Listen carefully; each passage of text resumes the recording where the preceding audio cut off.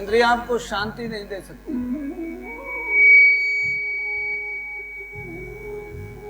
विषयों के आकर्षण में जो उलझ जाता है उसकी यात्रा कभी ठहरती नहीं, शांति नहीं मिलती।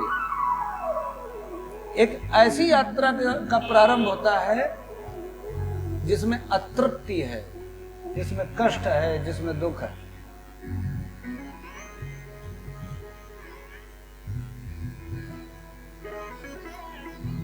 विषय अनावश्यक नहीं है, आवश्यक है, लेकिन मात्रा निर्धारित होनी चाहिए। बस कितने विषय की आवश्यकता है,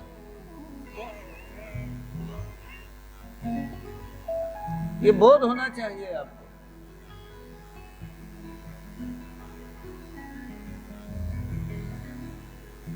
बोध नहीं है,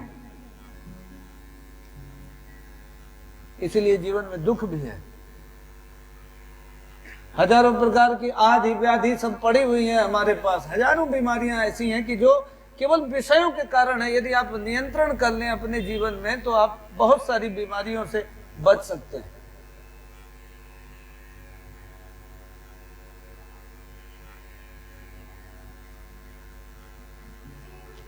जीवन में तृप्ति की आवश्यकता है, जीवन में शांति की आवश्यकता है।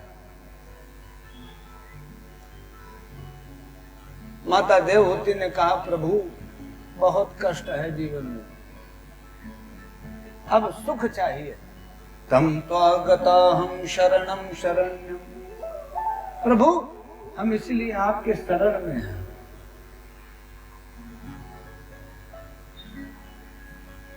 स्वभृत्य संसार तरोह कुठारम, प्रभु इस संसार रूपी वृक्ष का नाश कर दो आप।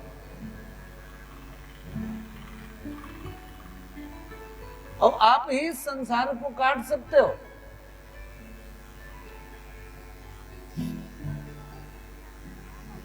माता देवहूति ने भगवान के चरणों में मस्तक रख दिया, बोली प्रभु रक्षा करो, अब कोई नहीं है।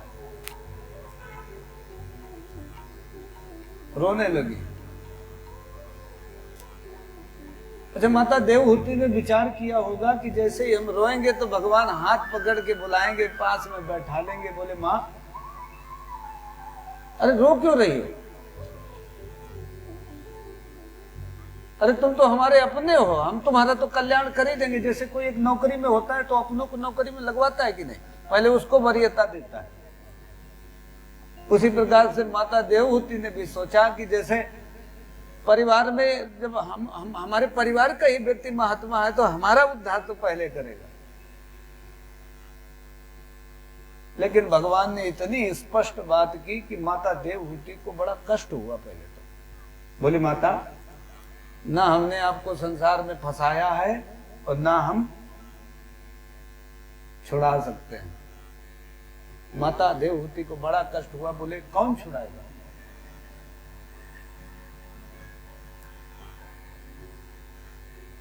बोले माता आपका मन, मन एव मनुष्याणाम कारणम बंध मोक्षयो, आपका मन ही बंधन का कारण है और मोक्ष का कारण है, भगवत प्राप्ति का साधन है। मन को ठीक कर लो, सारी व्यवस्था ठीक हो जाएगी। मन यदि संसार में लगा है तो दुख है, बंधन है, और मन यदि भगवान के चरणों में लग जाए तो मुक्ति है। माता देवहूति ने कहा, महाराज तो फिर एक बात बताओ, जिन महात्माओं के चरणों में हमें अपना मन लगाना है वो महात्मा कैसे होते हैं, उनका लक्षण क्या है? आज आप समझ लो आपका गुरु कैसा होना चाहिए। जिसको गुरु बहुत महत्वपूर्ण है, हम बोल रहे हैं आपसे। सारी चीजों में समझौता कर लेना, लेकिन गुरु के मामले में समझौता मत करना।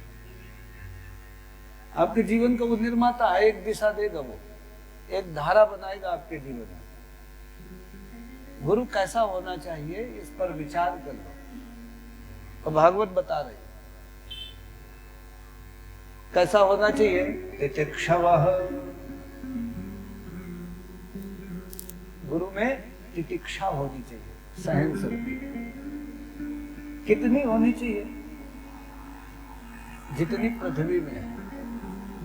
पृथ्वी में कितनी है, कहीं भी मलमूत्र का त्याग करो वो कुछ बोलती नहीं, कहीं भी गड्ढा कर दो कभी उसने उलाहना नहीं दिया। तितिक्षवः। दूसरा, याद करते रहना गुरु के अंदर कौन कौन से गुण देखने हैं आपको। कारुणिका, करुणा होनी चाहिए।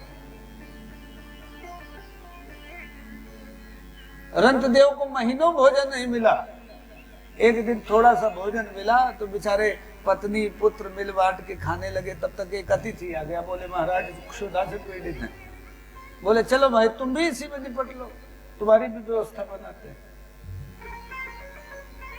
अपने हिस्से का उनको दे दिया, जो बचा उसमें फिर 3 हिस्से लगाए। फिर एक व्यक्ति आ गया, बोले महाराज भूख लगी है, एक हिस्सा फिर दे दिया। अब बालक का हिस्सा बचा, भोजन करने को जैसे ही आगे बढ़ा एक व्यक्ति फिर आ गया अतिथि, बोले महाराज भूख लगी है, उनको दे दिया। जल बचा था, जल पीने लगे तो एक चांडाल कुत्तों को लेकर के आया, बोला महाराज भूख लगी है। बोले महाराज बचे नहीं।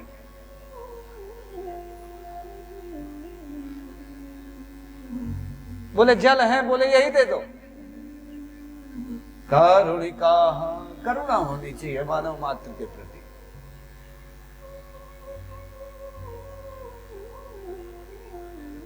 सबसे समान प्रेम होना चाहिए गुरु का। और कर्म का निर्धारण योग्यता के अनुसार करना चाहिए। यदि कोई काम दे रहा है गुरु किसी शिष्य को तो उसकी योग्यता भांप ले, उसके बाद काम दे।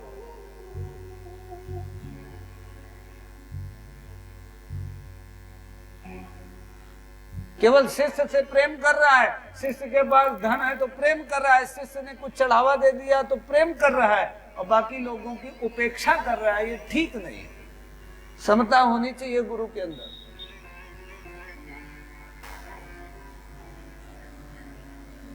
सुहृदः सर्वदेहिनो अजात शत्रवः शांत। अजात शत्रु होना चाहिए। अजात शत्रु समझ रहे हैं, इसका कोई शत्रु न हो। और महात्मा जी भी, यदि गुरु जी भी राग द्वेष से ग्रसित हैं तो फिर वो जब खुद नहीं निकाल पा रहे तो हमें क्या निकालेंगे वो। ये तो आपके पास इतना सामर्थ्य हो कि गुरु जी ने जो बोला आपने उसका पालन किया, निकल गए, तो फिर वहां पे तो गीता को भी गुरु बना सकते हो। यदि इतना सामर्थ्यवान शिष्य है तो गीता को गुरु बना लेगा, तो 700 श्लोकों का यदि चिंतन मनन निधिध्यासन करेगा तो पार हो जाए। इतना सामर्थ्य नहीं है, हम सामान्य लोग हैं तो हमें कान पकड़ के बताना पड़ता है, नहीं ये करो। और गुरु यदि आपको थप्पड़ नहीं मार रहा है तो फिर दिक्कत वाली बात है।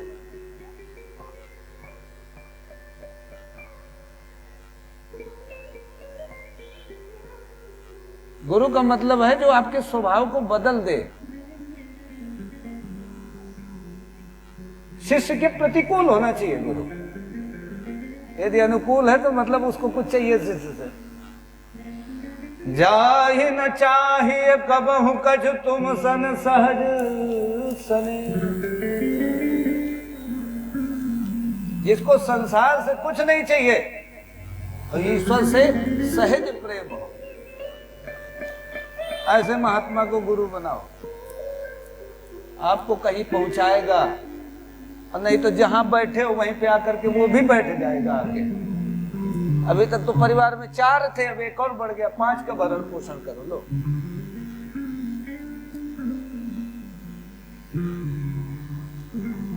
जो आपको आपके घर से निकाल दे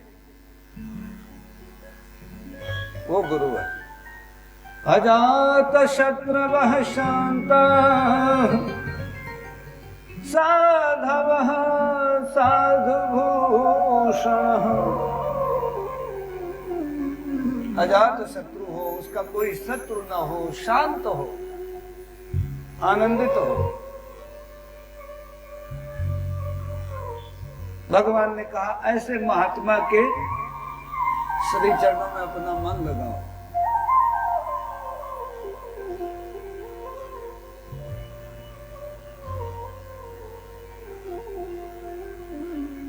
बोले महाराज बड़ी कृपा की आपने। माता देवहूति ने कहा प्रभु एक वरदान मांगना चाहते हैं। भगवान ने कहा मांग लो। क्या मांग रही हैं? बड़ी अद्भुत चीज मांगी है। जही जोनी करम बस भ्रमाहि, जही जही जोनी करम बस भ्रमाहि, ताहाँ ताहाँ नाथ देहु यह माहि, ताहाँ ताहाँ नाथ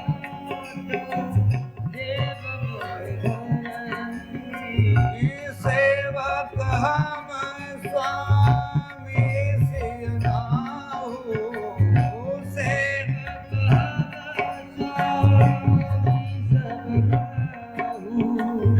हो नाथ यही नाथ निभाओ, नाथ निभाओ,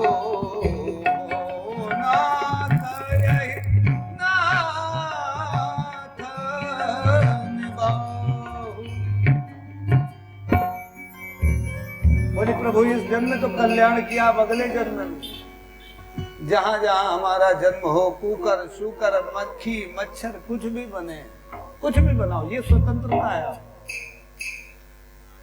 लेकिन प्रभु आप स्वामी बनना, हमें अपना सेवक बनाना। और इस रिश्ते की मर्यादा की रक्षा कौन करेगा? बोले हमारे पास सामर्थ्य नहीं है प्रभु। पंचभूतों से बना शरीर कैसे सामर्थ्य की रक्षा करेगा? बोले प्रभु यदि कभी ऊंच नीच हो जाए, कभी अपशब्द निकल जाए आपके प्रति, आपका अपमान हो जाए, तो सहनशीलता रखना आप। बोले जय जय श्री राधे। माता देवहूति ने भगवान की दिव्य स्तुति की। भगवान ने सांख्य शास्त्र का उपदेश किया। बोले अंतःकरण, पंच महाभूत, पंच तन्मात्रा और 10 इंद्रियां मिलाकर के 24 तत्व हैं। और इनके विषय में यदि कुछ पूछना हो, समझना, देखो भागवत में यदि आपको कोई प्रश्न आया करे, आपके चित्त में लगे कि हमें पूछना है, तो लिख के यहाँ पे रख दिया करो, या कथा श्रवण के बाद हमारे पास आ जाया करो, लिख के हमें या बोल के, आप जैसे भी कर पाए हमें दे दिया करो। तो निश्चित है कि जो भी गुरु कृपा से प्रसाद प्राप्त हुआ है उसके द्वारा आपकी शंका का समाधान करने की कोशिश करेंगे। हो सकता है कि आप संतुष्ट हो जाएं। तो 24 तत्वों से ये प्रकृति का निर्माण हुआ। 25वें तत्व भगवान है। भगवान ने चित्त शक्ति के रूप में जब प्रकृति में अनुसंधान किया तो महत्तत्व उत्पन्न हुआ। महत्तत्व से अहंकार उत्पन्न हुआ। अहंकार के 3 भाग हुए, वैकारिक, राजस और तामस। भागवत में हम आपको पूरी भागवत सुनाएंगे, चाहे हम विषय को स्पर्श करते हुए चले। वैकारिक अहंकार से मन की उत्पत्ति हुई, और तेजस अहंकार से बुद्धि की उत्पत्ति हुई, और तामस अहंकार से शब्द तन्मात्राओं की उत्पत्ति हुई। शब्द तन्मात्रा मतलब शब्द, स्पर्श, रूप, रस, गंध, ये 5 ज्ञानेंद्रियों के विषय हैं। बोले 24 तत्वों से एक अंड का निर्माण हुआ। जब वो अंड खड़ा नहीं हुआ तो भगवान उसमें प्रवेश करने लगे, उसमें प्रवेश किया, तब जाकर के इस संसार की सृष्टि हुई। इसलिए जीवन में जो कुछ करो उसका कोई मूल्य नहीं है जब तक भगवान नहीं होंगे उसमें। भगवान को पहले डाल दो। आप दाल बनाते हो तो उसमें छौंका लगाते हो कि नहीं? बिना छौंके की दाल बनती है? सूखी सूखी खा सकते हो, भगवान का छौंका लगा लो बस। संसार बड़ा अद्भुत दिखेगा। उसके बाद भगवान ने अष्टांग योग का उपदेश दिया है। बोले यम, नियम, आसन, प्राणायाम, प्रत्याहार, धारणा, ध्यान, समाधि, यह अष्टांग योग है। योगस चित्तम वृत्ति निरोधा, योग चित्त की वृत्ति का निरोध है। आदि आदि बहुत बड़ा विषय है, इसके लिए तो अलग से प्रवचन की व्यवस्था होनी चाहिए। पतंजलि योग सूत्र बड़ा अद्भुत क्रियात्मक है। इस प्रकार उन्होंने उपदेश किया। माता देवहूति बड़ी कृतकृत्य हुई, प्रणाम किया, बोली प्रभु बड़ा आनंद दिया आपने, जीवन को दिशा दे दी, आनंद आ गया प्रभु।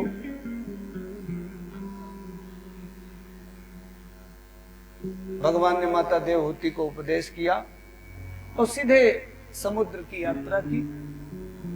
और वहीं पर माता देवहूति ने भगवान के उपदेशानुसार अपने जीवन को बनाया और अंत में शरीर छोड़ करके भगवान के पाद पद्मों की प्राप्ति की। बोलिए जय जय श्री राधे श्याम। बोली वृंदावन बिहारी लाल की जय, जय जय श्री राधे श्याम।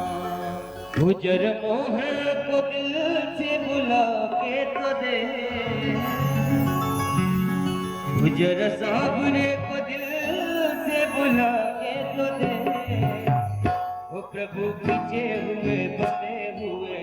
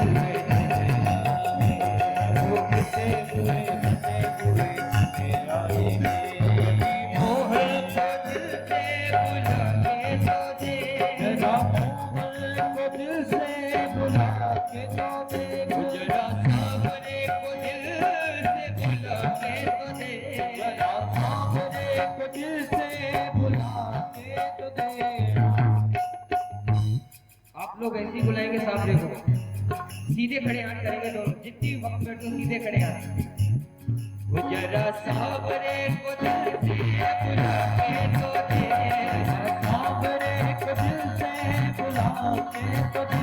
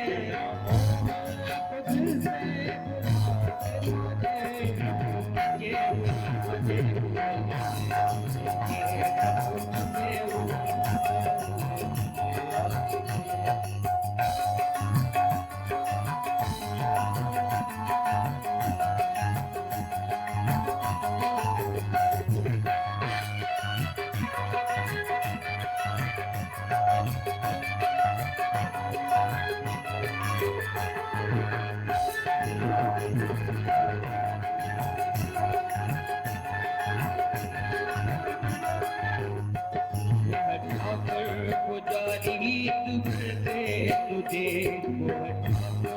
पुजारी तुझसे तुझे दाता भिखारी तुझसे तुझे दाता भिखारी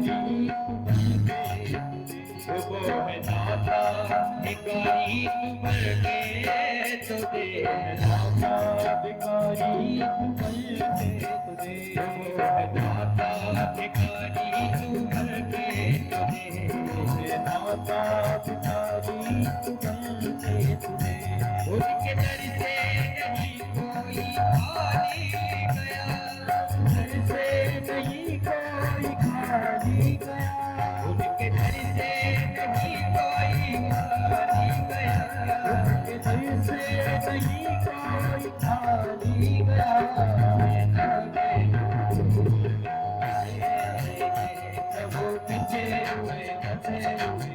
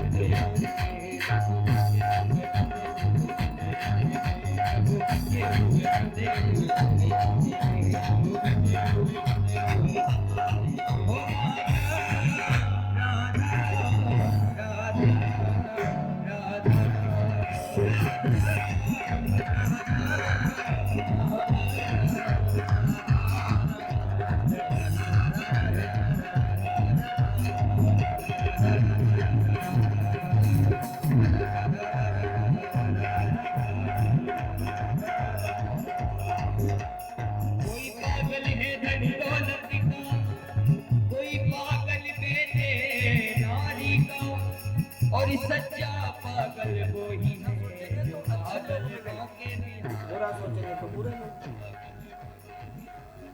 जीवन में सकारात्मक चिंतन होना चाहिए, द्वेष नहीं करना चाहिए,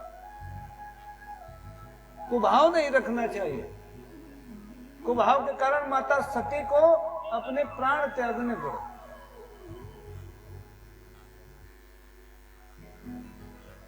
एक सेठ की मित्रता राजा से हो गई, प्रतिदिन सत्संग करते थे। राजा के कोई संतान नहीं थी, तो एक दिन पता नहीं कहां से कौन सा विचार आया, उसने सोचा कि राजा यदि मर जाए तो पूरी संपत्ति हमें मिल जाएगी। राजा यदि मरेगा तो सेठ जी चंदन की लकड़ी का व्यवसाय करते थे, सोचे जब मरेगा तो चंदन की चिता जलेगी तो पूरी लकड़ी हमारी बिक जाएगी, हो सकता है संपत्ति भी मिल जाए। एक पंथ दो काज। सेठ जी ने गलत सोचा तो उधर राजा ने सोचा कि यार इसके भी पुत्र नहीं है, ये भी यदि मर जाए तो इसकी भी संपत्ति हमें मिल जाएगी।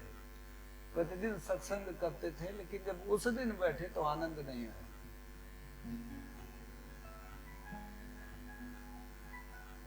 क्योंकि द्वेष आ गया।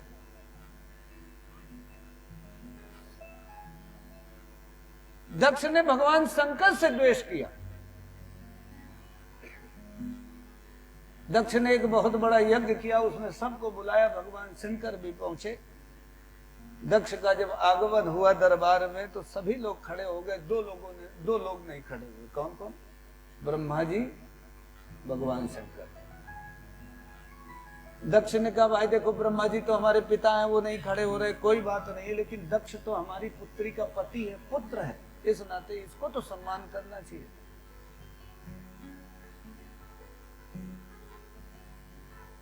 शंकर से बोला अरे दुष्ट नग्न रहता है तो शमशान घाट में रहता है, अरे हमारी शादी की इच्छा भी नहीं थी कि हम तुझसे अपनी पुत्री की शादी करें, पता नहीं ब्रह्मा जी ने कहां से हमें पकड़ा दिया। मरकट लोचना, बंदर की तरह आंखें हैं, हमने शादी कर दी तुमसे अपनी पुत्री की। बड़ा भला बुरा कहा, लेकिन भगवान शंकर बिल्कुल शांत रहे, चुपचाप बैठे रहे। अब नंदी को क्रोध आ गया, बोले ये हमें मरकट लोचना बोलता है। तो दक्ष का धड़ जानवर का हो जाए।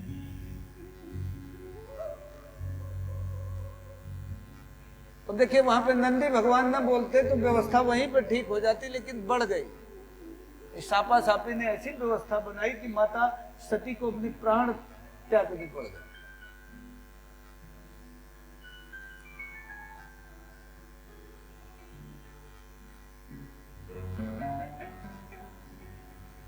दोबारा फिर से यज्ञ किया उसने, भगवान शंकर को अपमानित करने के लिए। इस बार भगवान शंकर को बुलाया नहीं। माता सती को पता चला, बैठी थी कैलाश पर, ऊपर से विमान जा रहे हैं, देखा तो भगवान शंकर से पूछा, प्रभु ये विमान कहाँ जा रहे हैं? बोले तुम्हारे पिता के यहाँ यज्ञ है। माता सती को बड़ी प्रसन्नता हुई, बोली प्रभु चलें आप भी, हम दोनों लोग चलते हैं। भगवान शंकर ने कहा देवी बुलाया नहीं गया है, और बिना बुलावा के जाओगी तो अपमान होगा।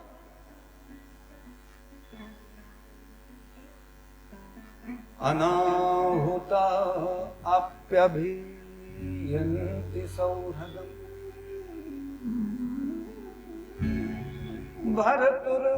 भर्तुर्गुरुर्देह कृतश्च केतन।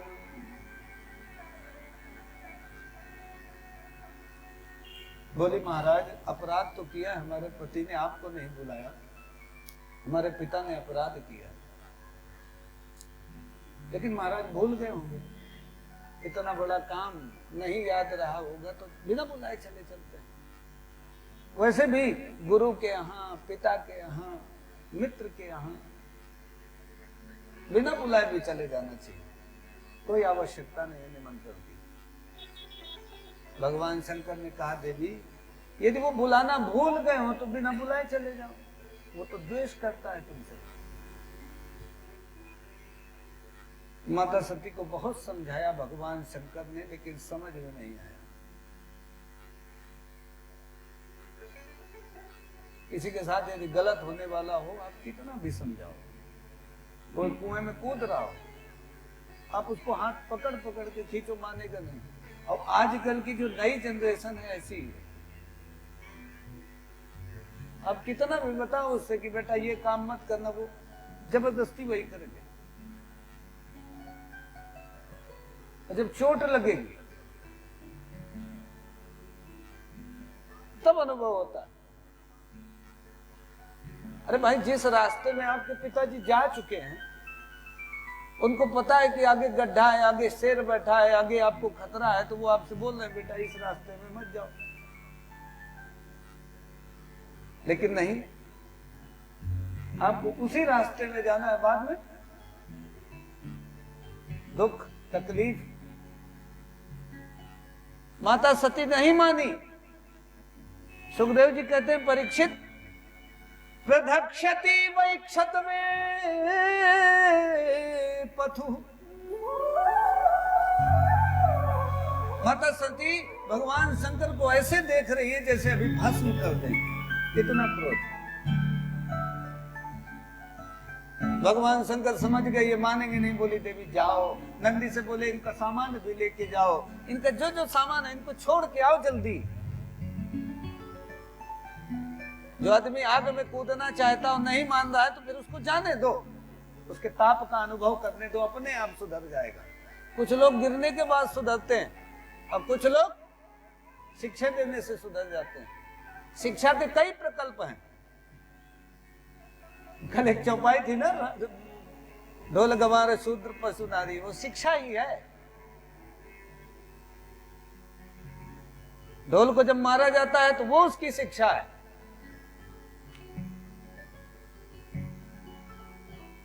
सब ताड़ना, ताड़ना मतलब शिक्षा है यहां पे।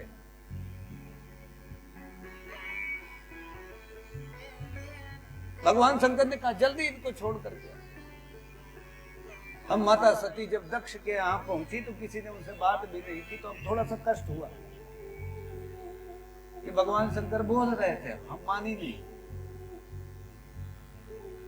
अब स्थिति बिगड़ी, कष्ट तो हुआ।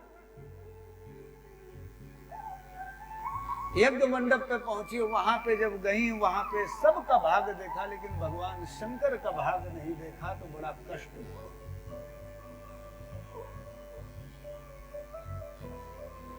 अब माता सती ने कहा, अरे दक्ष, क्योंकि पिताजी बोलती थी सीधे दक्ष में आ, बोले अरे दक्ष तो कितना बड़ा मूर्ख है रे। अरे तूने द्वेष भी किया तो किससे किया? जो द्वेष का दा भी नहीं जानता है।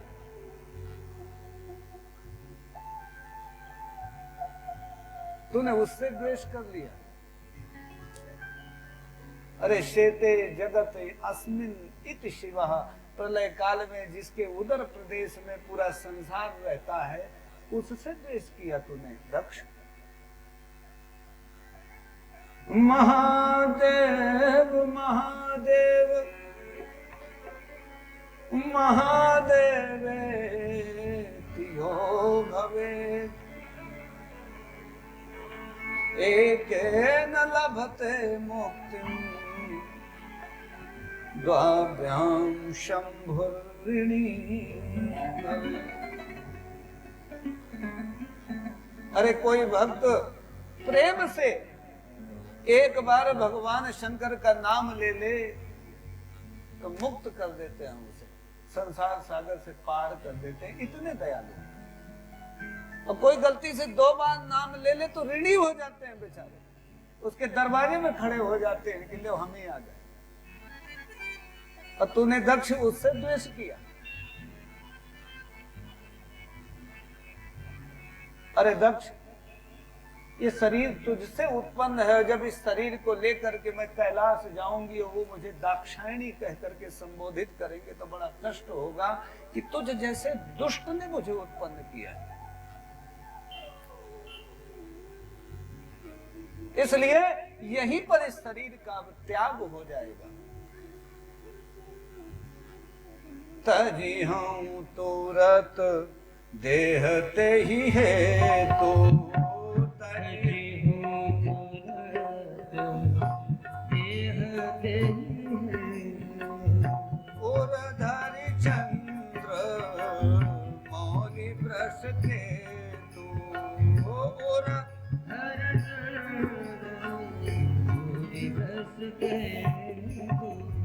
अस कही जोग अग्नि तन जार, अस कही अग्नि के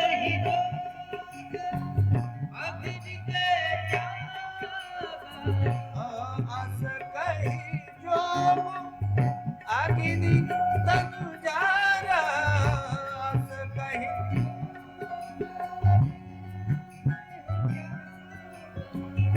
भयउ सकल मख।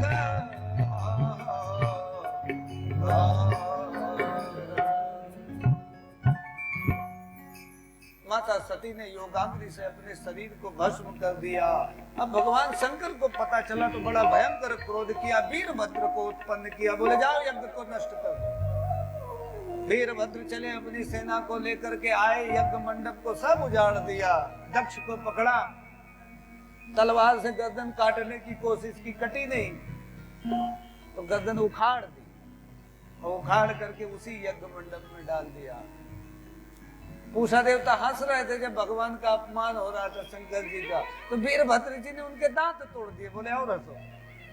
अब रघु देवता दाढ़ी में हाथ घुमा रहे थे, बड़ा आनंद ले रहे थे। इसलिए बड़ों के बीच में शांत रहना चाहिए छोटों को, नहीं बड़े तो बच जाते हैं, छोटे पिस जाते हैं। गेहूं के साथ घुल पिसता है कभी। वीरभद्र ने रघु देवता की दाढ़ी उखाड़ दी।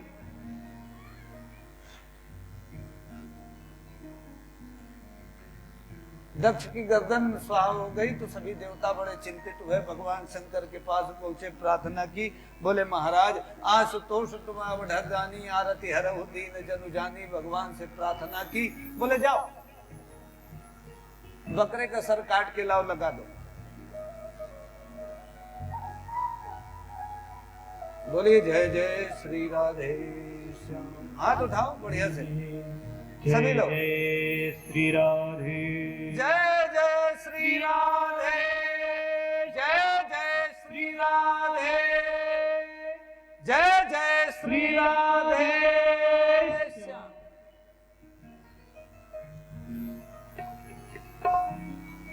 सुखदेव जी कहते हैं परीक्षित, मनु के दो पुत्र थे, एक उत्तानपाद और एक प्रियव्रत। उत्तानपाद की दो पत्नियां,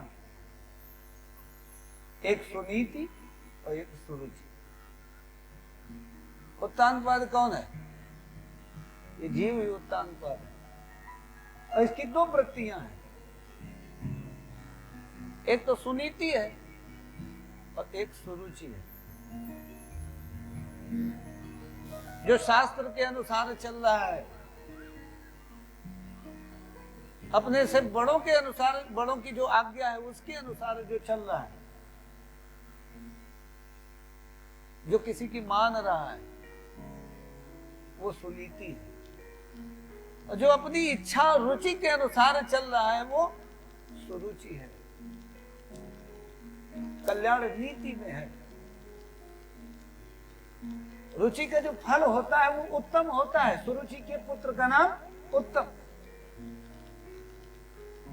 बड़ा आकर्षण होता है उसमें, लेकिन वो नष्ट हो जाता है।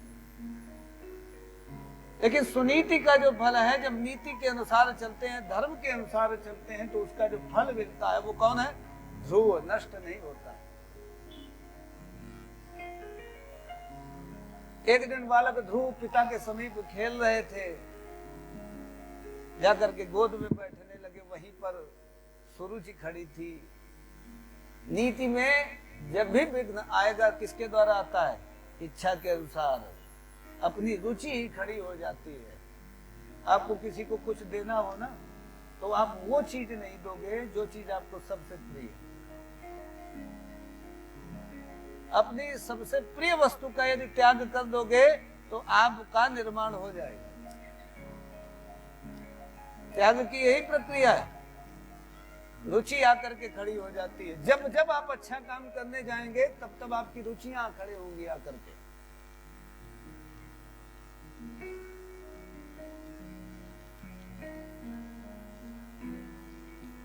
ध्रुव को गोद से हटा दिया।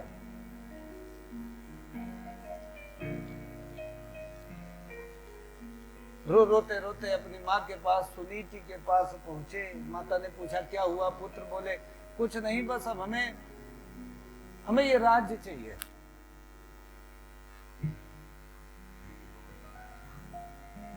सुनीति ने कहा यदि राज्य चाहते हो तो फिर तप करो।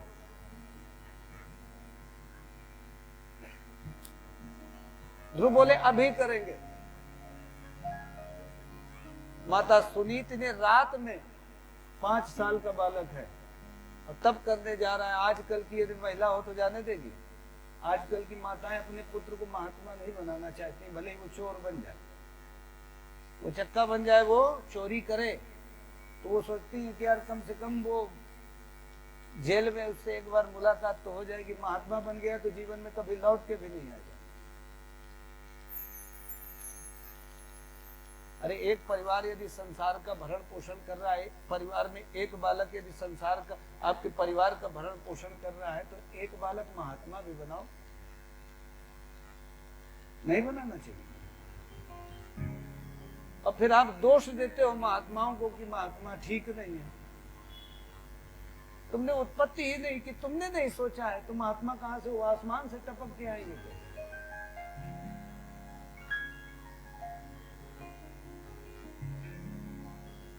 अपने पुत्र को एक को महात्मा जरूर बनाओ। स्वाध्याय करवाओ घर में, गीता भागवत आदि का उनको प्रवचन कराओ। अरे एक छोटी सी कोई भी पुस्तक आप पकड़ लो, 700 श्लोक हैं गीता में, ज्यादा नहीं। अरे गीता नहीं पढ़ सकते हो तो रामचरितमानस बड़ा अद्भुत ग्रंथ है।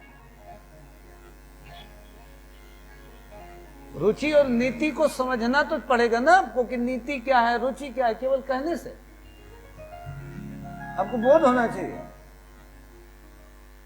नहीं पूरा जीवन रुचि के अनुसार चला जाएगा, समाप्त हो जाएगा, आपको कभी नहीं पता चल पाएगा कि नीति किसे कहते हैं। अब नीति शब्द आप इतनी बार हमने दोहराया, आपको पता है नीति किसे बोलते हैं।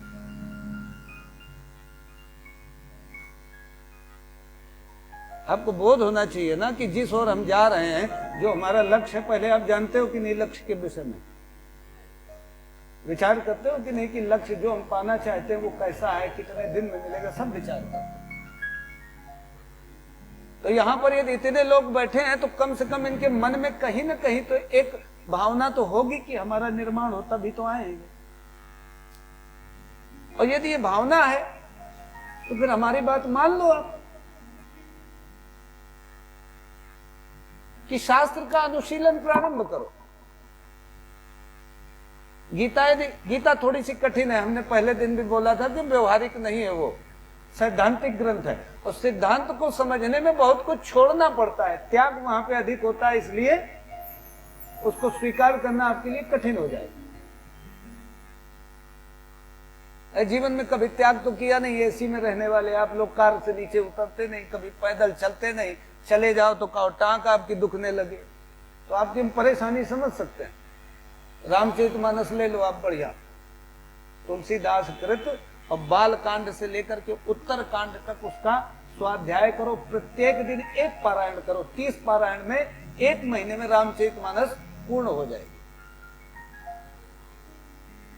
और 5 पारायण कर लोगे, एक पारायण में कोई लाभ नहीं मिलेगा। जब 5 पारायण आप कर लेंगे, यानी 5 महीने तक प्रतिदिन पढ़ लेंगे, तो आपके जीवन में देखेंगे, खुद देखेंगे, कोई दूसरा नहीं बताएगा, परिवर्तन आने लगेगा, सोच में बदलाव आएगा। जो संसार आपको कष्टप्रद लगता था, वो संसार आपको ठीक लगने लगेगा, अच्छा लगने लगेगा, वहां पे आनंद दिखेगा। अरे इतने ग्रंथ हैं, बाकी धर्मों में तो एक एक है बस। अरे यहाँ पे तो जिधर दृष्टि डालो वहीं पे ग्रंथ। सोचिए आप, महाभारत इतिहास 1 लाख मंत्र थे, 25,000 बचे। वाल्मीकि रामायण, और एक व्यास जी ने रामायण लिखी है, देखिए आपने। अरे इतना सब कुछ बिखरा पड़ा है, कुछ भी आप ले लो तो कम से कम आपको रुचि और नीति में अंतर समझ में आए, नहीं तो रुचि को ही नीति बना लोगे आप, और बना ही रहे हैं।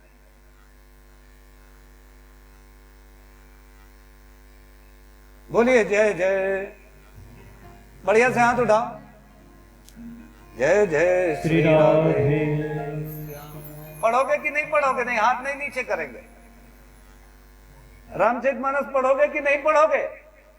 बोलो एक स्वर में पढ़ेंगे, प्रतिदिन पढ़ेंगे, हाँ तब कल्याण होगा।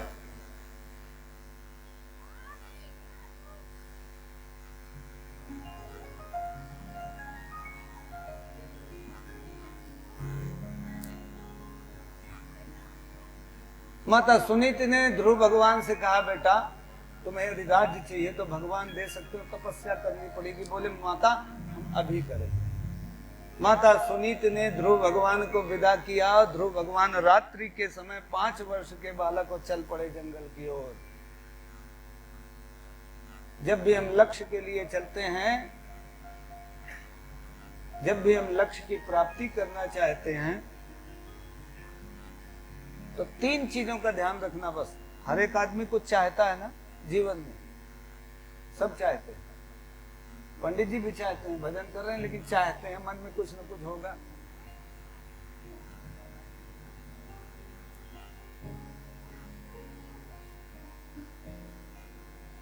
भगवत प्राप्ति करना चाहते हो ना? कौन कौन करना चाहता है? हाथ उठाओ जरा फिर से एक बार। सब चाहते हैं। देखो बीच में 2-4 लोग नहीं चाहते, तो फिर यहाँ पे क्यों आए भैया? घर ही में बैठते आराम से। कौन कौन चाहता है भगवत प्राप्ति करना? तो पहली चीज, उद्देश्य को दुर्लभ मत समझना, कठिन नहीं। पहली चीज, भगवान की प्राप्ति कठिन नहीं है। आपने परिभाषित कर रखा है कि भगवत प्राप्ति कठिन है। आप पर्दा हटा दो वही मिलेगा। पर्दा हटाने का काम है, बस आपको बोध हो जाए कि हमारे और भगवान के बीच में एक पर्दा है, उसको हटाना है बस। तो पहली चीज, भगवत प्राप्ति कठिन नहीं है।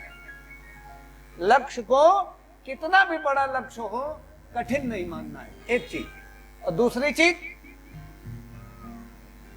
दूसरी बड़ी महत्वपूर्ण चीज बोल रहे हैं,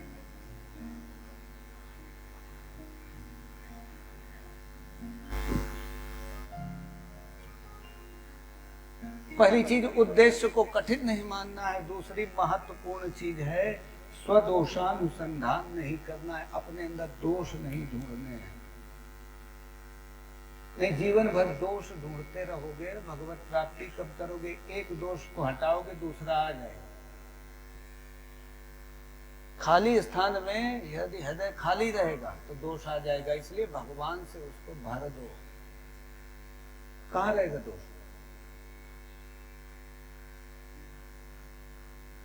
आप प्रतिदिन घर में झाड़ू लगाते हैं कि नहीं? सफाई करते हैं? और प्रतिदिन करना पड़ता है, किसी किसी दिन दो बार करना पड़ता है।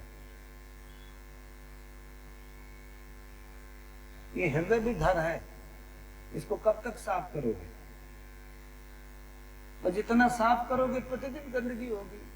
संसार क्योंकि मिलावट है इसमें, सब कुछ जो देखोगे वही तो बनोगे आप।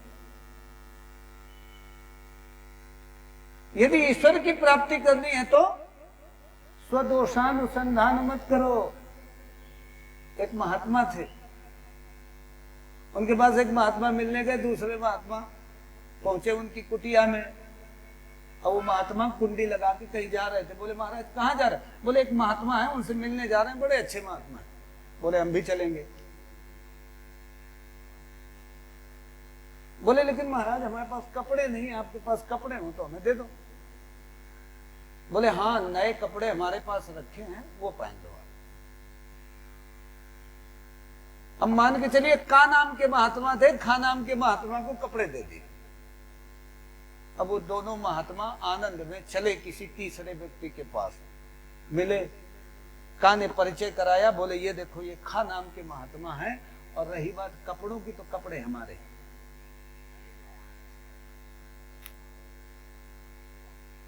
बोले महाराज बोलने की क्या जरूरत थी? अरे कपड़े दिए हैं तो ये हमारे आपस की बातचीत थी, अब बोलना मत किसी दूसरे से, सौगंध है आपको हमारी। बोले अब बिल्कुल नहीं बोले।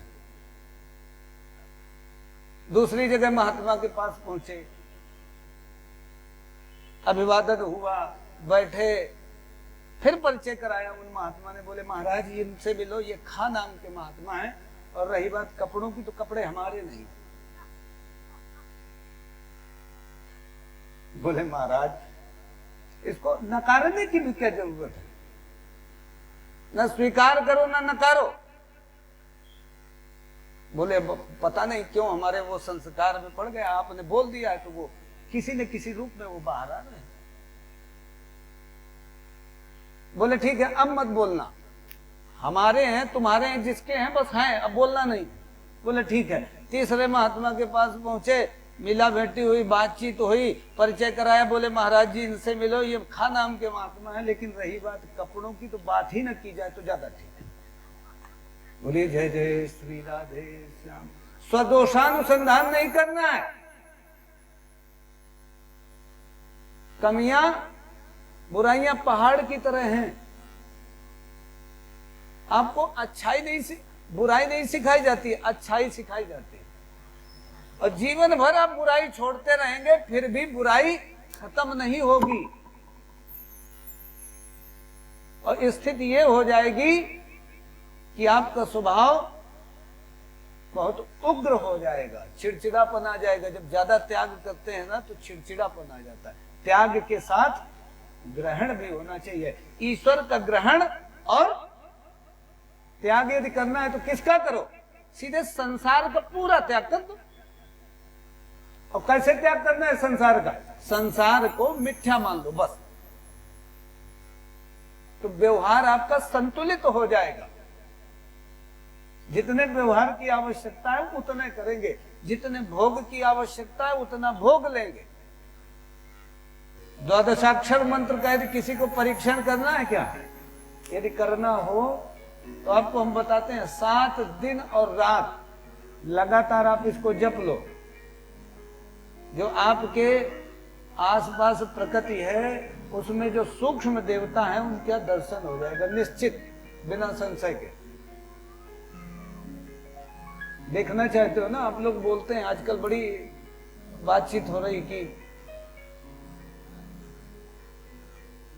अब इसमें ज्यादा नहीं बोलेंगे, लेकिन कहने का भाव यह है कि यदि परीक्षण करना चाहते हो तो एक बार ओम नमो भगवते वासुदेव का जप कर लो। वासुदेवाय बोलिए जय जय। उठाओ राधे श्याम। ध्रुव भगवान गए मधुवन में और जाकर के उन्होंने बड़ी अद्भुत तपस्या की 6 महीने तक। पहले महीने 3 दिन के अंतराल में भोजन किया, दूसरे महीने भोजन भी छोड़ दिया, पेड़ पौधों के पत्ते खाने लगे, तीसरे महीने से सब कुछ छोड़ करके जल का सेवन करने लगे, चौथे महीने से 9 दिन के अंतराल में जल का सेवन किया और 5वें महीने से जितश्वास हो गए, प्राण पे आश्रित हो गए। पूरी सृष्टि की प्राणवायु अवरुद्ध कर दी उन्होंने। देवता लोग भगवान के पास पहुंचे, बोले प्रभु रक्षा करो। बोले हमारा भक्त है, जब तक उसको हमारे दर्शन नहीं होंगे तब तक वो मुक्त नहीं होगा अपनी इस तपस्या से। देवता लोगों को भगवान ने विदा किया और भगवान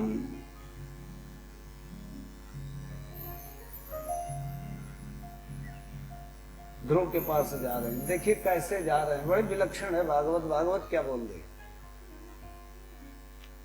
मधुर्वनम भृत्यदृदीक्षया गता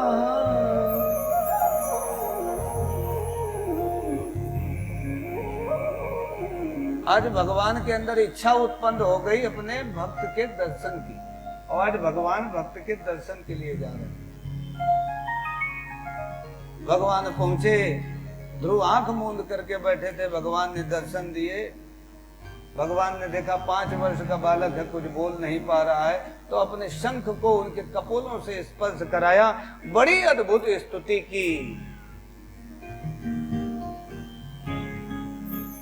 योऽन्तः प्रविश्य मम वाचमिमां प्रसुप्तां संजीवयत्यखिल शक्तिधरः स्वधाम् अन्यांश्च हस्तचरणां श्रवणत्वगादि प्राणान्नमो भगवते पुरुषाय तुभ्यम्। बोले प्रभु आपको नमस्कार है, आप ही वाणी में शक्ति देते हो, आप ही इंद्रियों की शक्ति हैं। हम परम पुरुष परमात्मा को नमस्कार करते हैं। स्तुति की, भगवान ने उनको आशीर्वाद दिया, बोले जाओ राज्य का भोग करो और अंत में ध्रुव पद की प्राप्ति करोगे। ध्रुव महाराज लौट करके आए, पिता को पता चला तो स्वागत सत्कार के लिए हाथियों को लेकर के पहुंचे और लेकर के ध्रुव को लेकर के आए।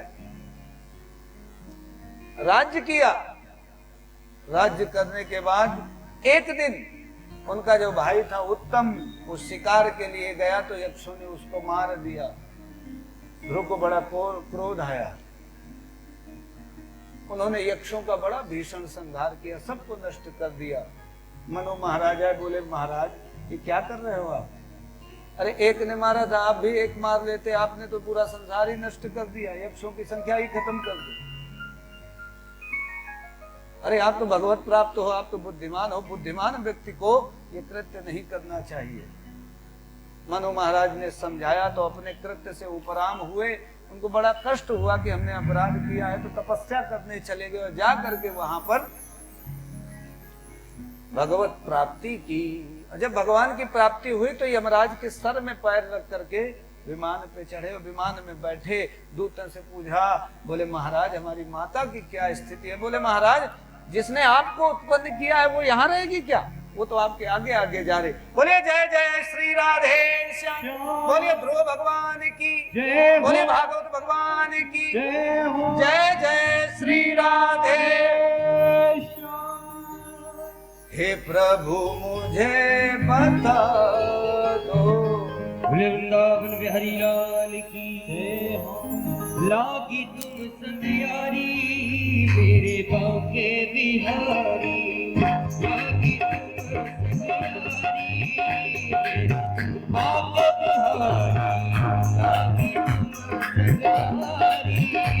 मेरे बांके बिहारी, लागी तुम संध्यारी मेरे बांके बिहारी, लागी तुम संध्यारी मेरे बांके बिहारी, लागी तुम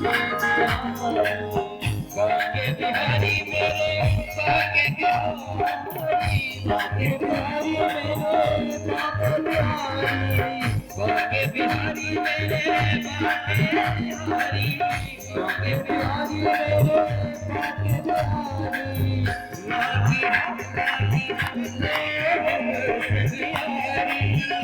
मेरे बांके बिहारी, लागी संध्यारी मेरे बांके बिहारी, मेरे बांके बिहारी, लागी संध्यारी मेरे बांके बिहारी।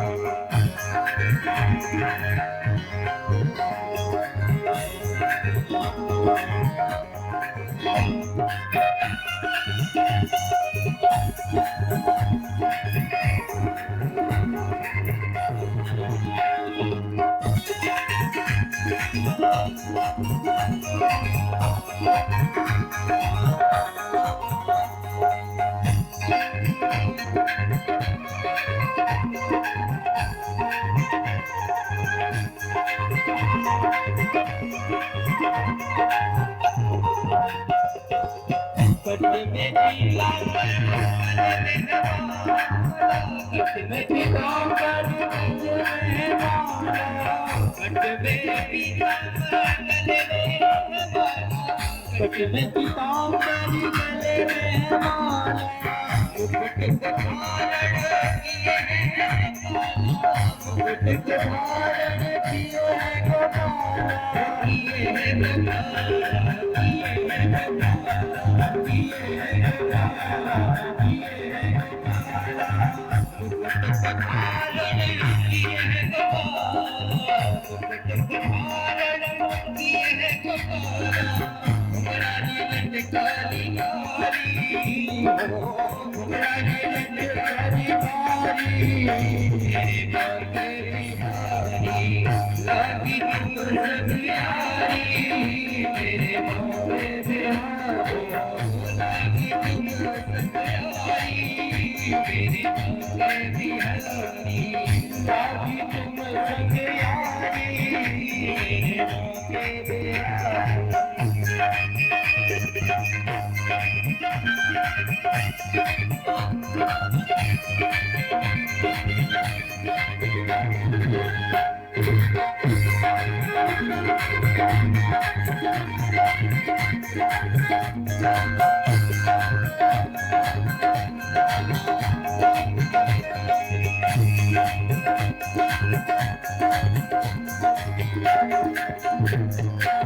गले में मुकुटिया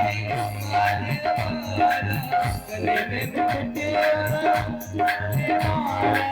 सावरी सूरत के दर्शन तुम्हारे, सावरी सूरत के दर्शन तुम्हारे, मुरली मनोहर जग से निहारे, मुरली मनोहर जग से निहारे, वन बैठे तेरे पुजारी, वन तेरे पुजारी मेरे बांके बिहारी, लागी तुम संध्यारी मेरे बांके बिहारी।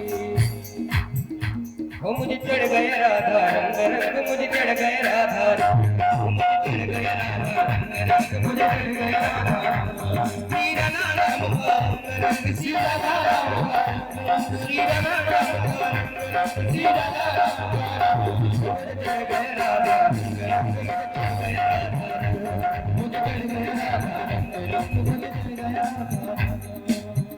लोगों को आनंद आ रहा है? जितने भी भक्त बैठे हुए हैं सभी से पूछ रहा हूँ, आप लोगों को आनंद आ रहा है? आनंद आ रहा है तो सीधे हाथ खड़े कर देंगे। जिन जिनको राधा रंग चढ़ गया ना सीधे हाथ खड़े कर देंगे सभी। आपको नहीं चढ़ा, सीधे हाथ खड़े करेंगे सभी। वो मुझे चढ़ गया राधा रंग, मुझे चढ़ गया राधा रंग, मुझे चढ़ गया राधा रंग, मुझे चढ़ गया राधा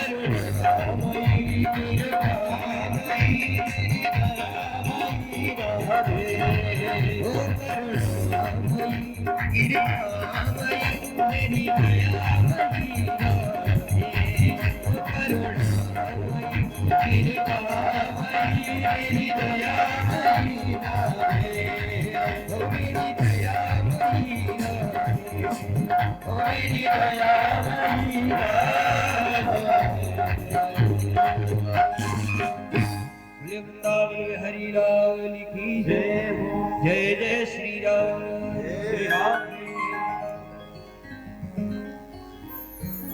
ध्रुव के वंश में अंग राजा हुए। अंग वही है जो इस शरीर से बड़ा प्रेम करता है, वही अंग है। अंग की पत्नी थी सुनीता, जो मृत्यु की कन्या थी, और जो शरीर से प्रेम करता है उसी की तो मृत्यु होती है, वही मृत्यु का वर्ण करता है। शरीर कर्तव्य पालन में सहायक है, प्रेम नहीं करना है उससे। लोग प्रेम कर बैठते हैं। शरीर से पहले आत्मा का लगाव कर लो, विवेचना कर लो कि हम कौन हैं। कर्तव्य का बोध हो जाएगा, और कर्तव्य का बोध होगा तब इस संसार में आप अद्भुत आनंद करते हुए लीला करेंगे, क्रिया नहीं करेंगे। फिर क्या होगी? लीला होगी। लीला करनी है कि क्रिया करनी है? काम करना है कि लीला करना है? लीला करना है। संसार झूठा है तो यहाँ पे बस केवल झूठ मूठ का नाटक करना है, बस और कुछ नहीं करना। ये जितने लोग हैं नाटक में ही पसंद रहते हैं, नाटक ही तो चलना है। घर के बाहर जाते हो, हंसने का मन नहीं, लेकिन जबरदस्ती मुंह फुलाना पड़ता है, हंसना पड़ता है। मन नहीं है हंसने का, बात करने का मन नहीं होता है आपका कि कोई किसी व्यक्ति से होता है, लेकिन फिर भी संसार की ऐसी व्यवस्था है कि नाटक करना पड़ता है, बोलना पड़ता है, ना चाहते हो।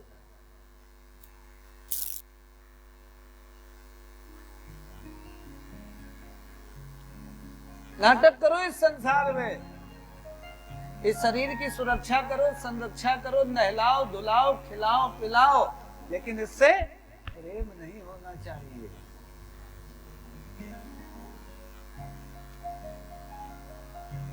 और जो इस शरीर से प्रेम करता है उसी की मृत्यु होती है।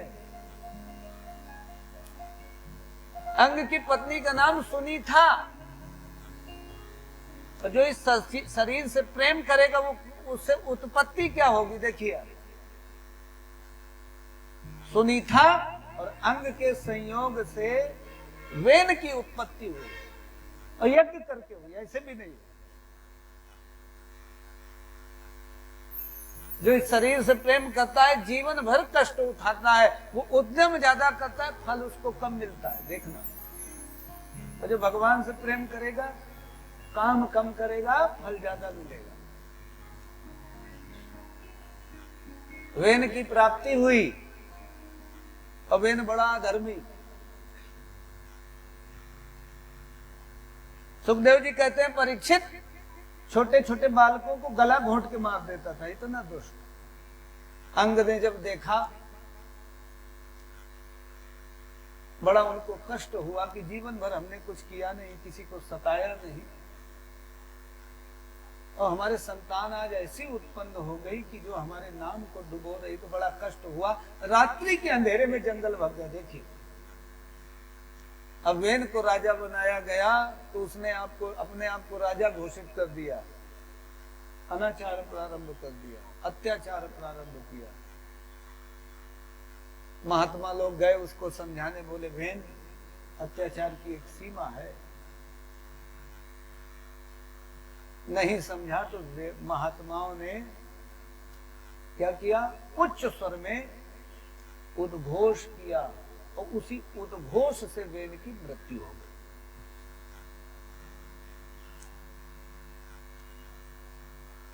अब वेन के शरीर का मंथन किया गया,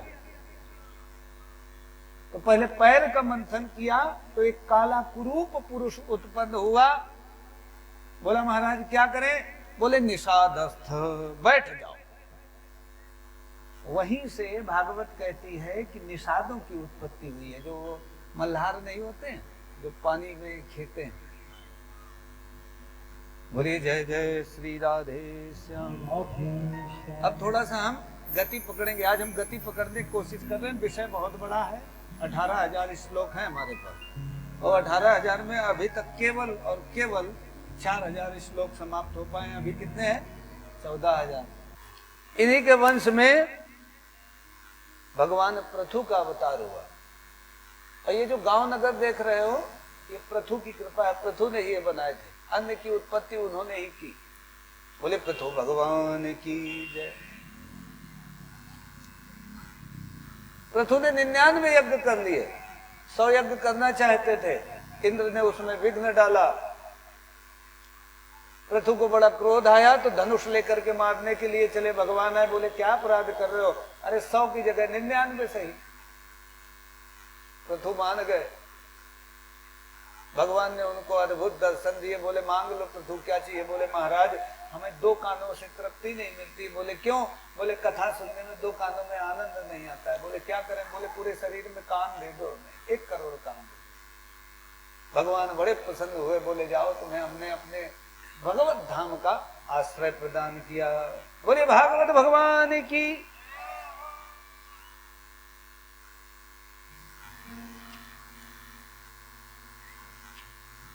तदनंतर पृथु की वंश परंपरा में एक हविर्धान नाम के राजा हुए। इन्होंने बहुत सारे यज्ञ किए। इतने यज्ञ किए, सुखदेव जी कहते हैं परीक्षित पूरी पृथ्वी को कुश से ढक दिया। इनका विवाह शतद्रुति से हुआ। 10 पुत्र उत्पन्न हुए। उनका नाम पड़ा प्रचेता। पिताजी ने कहा जाओ संस्कृति उत्पन्न करो, संतति उत्पन्न करो। संतति के लिए गए तो बीच में रुद्र भगवान ने रुद्र गीत का उपदेश किया। नारद जी पहुंचे बरहिसत के पास। बोले राजन, ये तुम यज्ञ करके क्या पाना चाहते हो? कुछ नहीं मिलेगा। तुमने यज्ञ में पशु हिंसा की है, जिनको मारा है वो वहां पे बैठे हुए हैं। जब जाओगे तो इंतजार में है कि कब आप आओ, तब हम आपको मारेंगे। तो बोले क्या करें महाराज? बोले तुम्हें हम एक कथा सुनाते हैं। बोले राजन, एक अभिज्ञात नाम का व्यक्ति था। उसका एक सखा था पुरंजन। पुरंजन के पास रहने के लिए कोई स्थान नहीं था, तो पूरे संसार में घूम के आया, उसको कहीं स्थान नहीं मिला। अंत में जब वो हिमालय पहुंचा तो वहां पे एक बड़ा अद्भुत स्थान देखा। उपवन था, वहां पे स्त्री एक रमण कर रही थी। देख करके बड़ा आसक्त हुआ, तो वहीं पे रहने लगा। उस आकर्षण में उसने अपने मित्र अविद्यात को बुला दिया।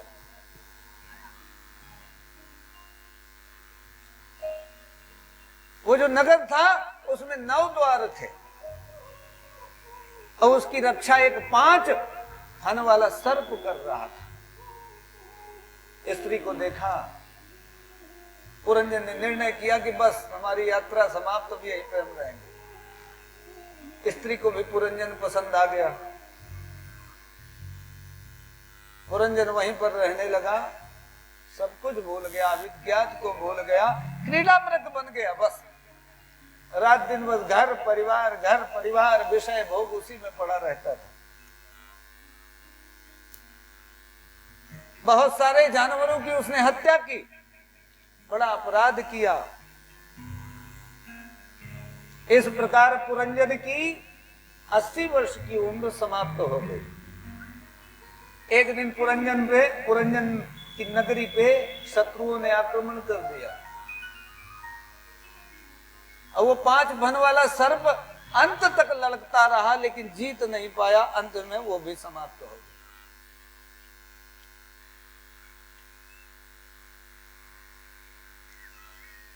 बरहिसट ने कहा, नारद जी स्पष्ट करके बताओ, हमें समझ में नहीं आई आपकी कथा। बोले, राजन, ये पुरंजन जो है ये जीव है और ये जो अविज्ञात है यही ईश्वर है। द्वा सुपर्णा सयुजा सखाया समानम वृक्षम परिशस्व जाते। ये शरीर हृदय रूपी गुहा में 2 पक्षी विराजमान है, एक है जीवात्मा, एक है परमात्मा। जीवात्मा विषय भोगों को पा करके खुश होता है, दुखी रहता है, सुख और दुख लगे रहते हैं, लेकिन परमात्मा को कुछ नहीं चाहिए। विषय भोगों में पढ़ करके बगल में है, परमात्मा उसको भूल जाता है और भूल जाता है, उम्र का नाश होने लगता है और अंत में बुढ़ापा नाम का शत्रु, जरा नाम की, जरा माने बुढ़ापा जब शरीर में आक्रमण करता है तब उसको याद आता है क्या करें, तो वो बच्चों को पहले याद करता है, पत्नी को याद करता है, इनको पहले सुरक्षित करना। लेकिन मारे सब जाते हैं, सब नष्ट हो जाते हैं। बरहिसट को ज्ञान हो गया, तुरंत सब कुछ छोड़ करके भगवान का भजन करने लगे। बोलिए जय जय श्री राधे श्याम, श्री राधे श्याम, जय जय श्री राधे श्याम, जय जय श्री राधे श्याम। फिर नारद जी ने प्रचेताओं को उपदेश किया, प्रचेताओं को भगवत धाम की यात्रा कराई।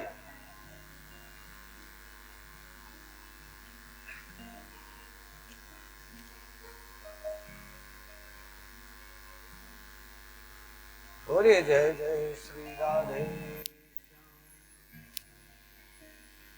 गोविंद हरे गोपाल हरे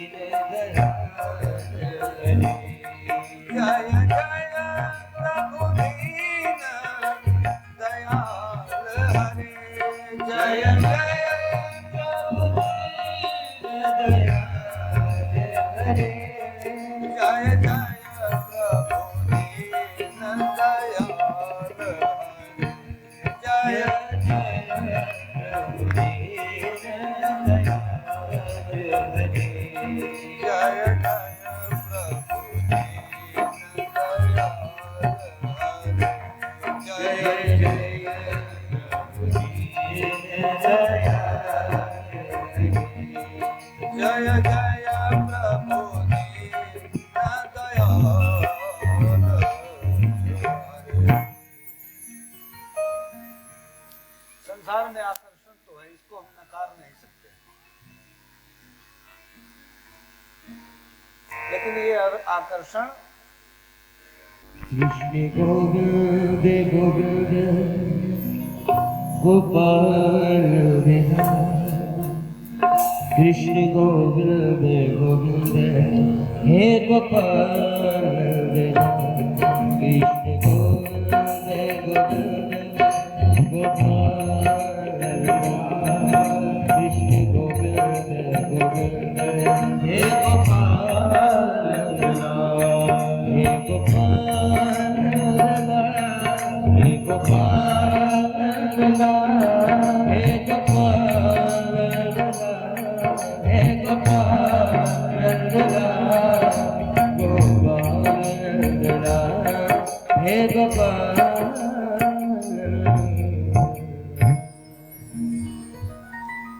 संसार में आकर्षण तो है,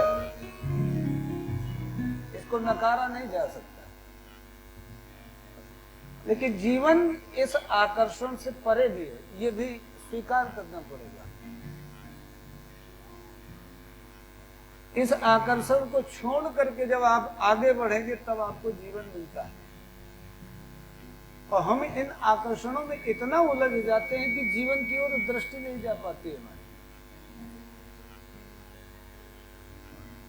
हम एक आकर्षण में उलझते हैं तो हमें थोड़ा सा सुख मिलता है, तो हमें लगता है बस यही जीवन है, अब इसके बाद यात्रा हमारी खत्म हो जाएगी।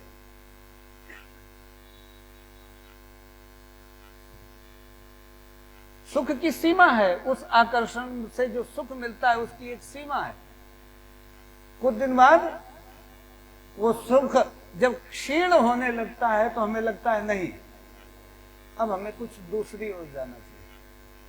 हम उस ओर आगे बढ़ते हैं, बड़ी ऊर्जा के साथ बढ़ते हैं कि नहीं अब तो पक्का सुख मिल जाएगा, लेकिन वहां भी सुख नहीं मिलता है, दुख मिलता है। स्थायित्व तो नहीं है संसार में, आप कितनी भी कोशिश कर लें। जिन्होंने इस संसार का चिंतन किया है, घर बार छोड़ करके कंदराओं में बैठे हैं, वो जीवन को अच्छे से समझते हैं। उनके सानिध्य में जाओ, वो बताएंगे कि जीवन क्या है। इस संसार में जिसके पास भी जाओगे वहां पे दुख मिलेगा।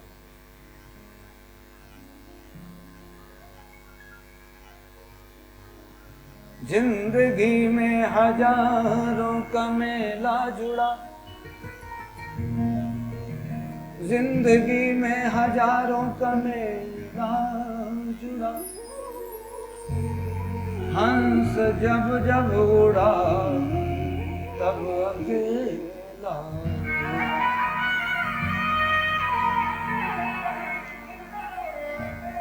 जाना अकेले, साथ में कोई नहीं जाएगा, भीड़ नहीं जाएगी, तो इसलिए इस आकर्षण से पार चलो, आकर्षण से मुक्त हो जाओ। रहो यहीं पर, सब कर्तव्य कर्म करो, लेकिन इसके हो करके नहीं रहना है। बस इस संसार से अलग रहना है। सबके साथ चलो, सबके साथ व्यवहार करो, लेकिन इनको अपना मत मानो, तो इनसे प्रेम रहेगा आपका। नहीं तो आसक्ति आ जाएगी, और आसक्ति आएगी तो चिपकोगे।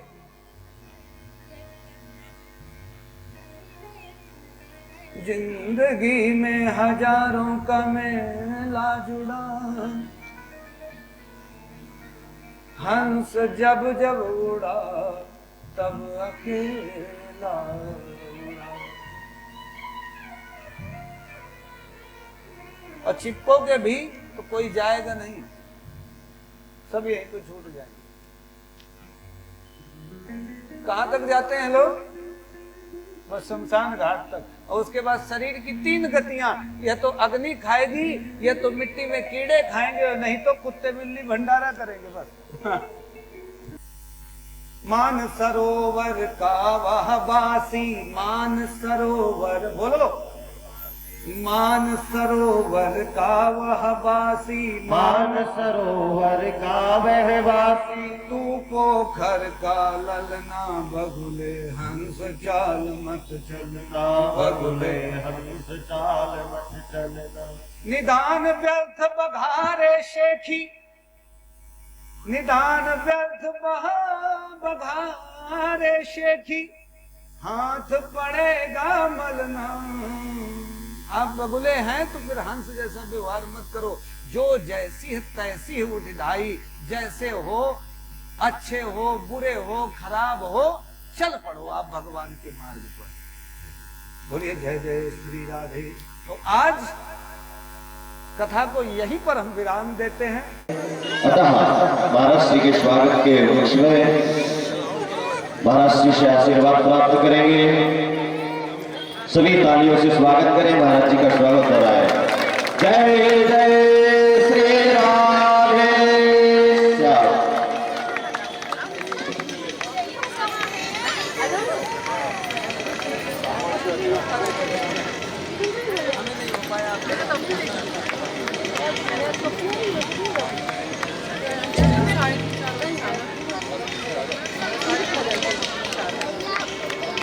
श्रीमान योगेंद्र सिंह जी चौहान, जो कि श्री मधुभागवत कथा में इन्होंने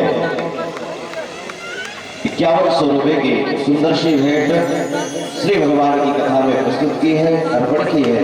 भगवान सदैव इनको विजयी रखे। बोले वृंदावन बिहारी लाल की जय।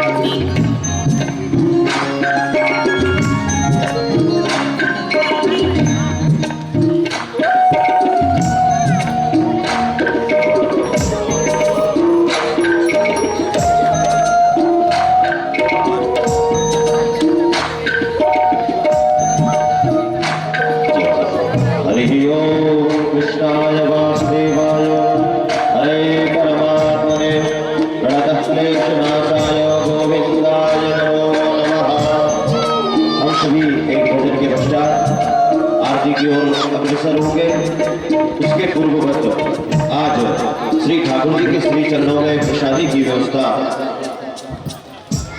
आज श्रीमान ओम प्रकाश ठाकुर जी एवं श्रीमान संतोष कुमार जी, श्रीमती मालती देवी जी की ओर से लड्डू एवं केले का प्रसाद भगवान के श्री चरणों में शारद समर्पित है। भगवान उनको सदैव प्रसन्न रखे, स्वस्थ रहे, आनंदित रहे, भगवान की कृपा उन पर सदैव बनी रहे। एवं इसी के अनंतर श्रीमती वंदना द्विवेदी जी की ओर से भी जो कलश यात्रा में कलश की व्यवस्था एवं इस कार्यक्रम में जो भी लाइट बिल खर्चा आता है उसकी पूर्ति के लिए भगवान की सेवा में तत्पर है। सभी एक बार जयकारा लगाएंगे। बोलिए वृंदावन बिहारी लाल की जय। हरि ओम ज्वाला मालिन्ये नमः, रत्नेश्वर्यै नमः।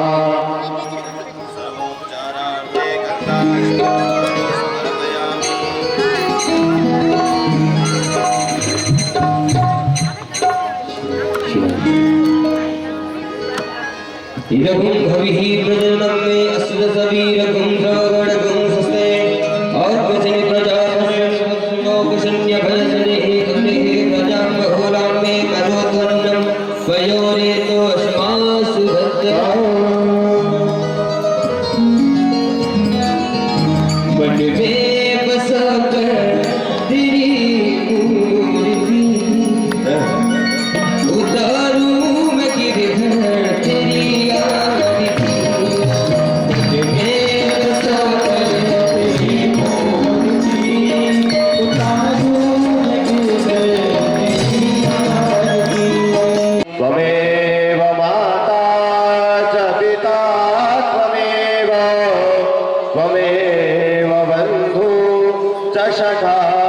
त्वमेव त्वमेव विद्या द्रविणं त्वमेव त्वमेव सर्वा मम देव देवा। प्रेम से बोले श्री वृंदावन बिहारी लाल की जय। जले शीतलीकरणं पुष्पै देवादिवंदनम् आरोग्यार्थे हस्ताभिवंदनम्। स्थापित कर दीजिए।